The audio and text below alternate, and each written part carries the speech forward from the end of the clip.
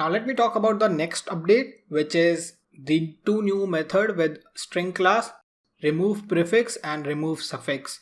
Now these are small updates and I don't think you have very common use cases, but let me take a quick example. Suppose I am working with a list and here I have this CS dash with every element. That means with every string. So if I need to remove that, if I need to remove any type of prefix, all I have to do is with my string I can use dot remove prefix and then I can remove this value. Before taking this long example, let me take a short example. Suppose I have a variable that is mystr and I have a value of this CS books. If I have this and if I need to remove the string, all I have to do is use mystr and then I can use remove prefix and then I can define what I have to remove. So it can be CS dash. Now here if I store the result in a variable, let me call a variable name as result and then I'm going to print this one. So this is going to return a result in which we are going to remove the prefix of CS dash. So if I run this one,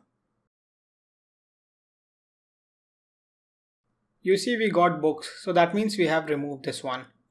Now you can utilize this with number of items. If I have a list, I have multiple items and I need to remove a particular sequence, a particular prefix, I can do that. So all you have to do is use a for loop. That will be something basic about Python.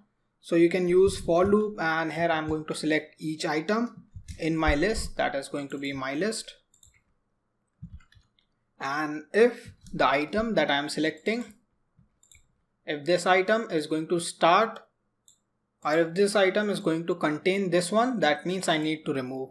So I can just use item and I can use a method starts with and here I need to pass CS dash.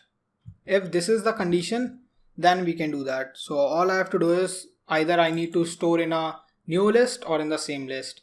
Let me store this in a new list. So if I need to store my result in this new list, all I have to do is I can directly use append and here I need to pass the item. So here my item will be this and then I need to remove my prefix and that will be CS dash. So at the end I am going to get a list which is going to have all the elements without this. You can see I got the result and here I have an element without any prefix, that is CS dash, so I'm not even including it. I can do a lot of things. You can see we have for and if condition, you can customize according to your requirement. The main aim was to understand this part. I hope you got the idea. So when we use this, it is going to return our string without this. Same thing is going to be followed with our suffix. So maybe in this list, we need to remove this S. We can do that. All we have to do is use the same example. So I'm taking this example with a small variable. So I'm going to take mystr and I'm going to use books. And if I need to remove suffix, all I have to do is I'm going to store this in a result variable. I'm going to take mystr dot remove suffix. And here I need to pass the value of that suffix. So it is going to be S and then I can print the value. So if I print this one also, you see we got our result. Now here you need to take care that I'm not going to update mystr actually. So if I print mystr right now, it is going to be books itself. We only get result in the updated one. So it is going to be books. So if you need to update it, you can store the result in mystr itself. And here if I run this one, you can see it's updated now.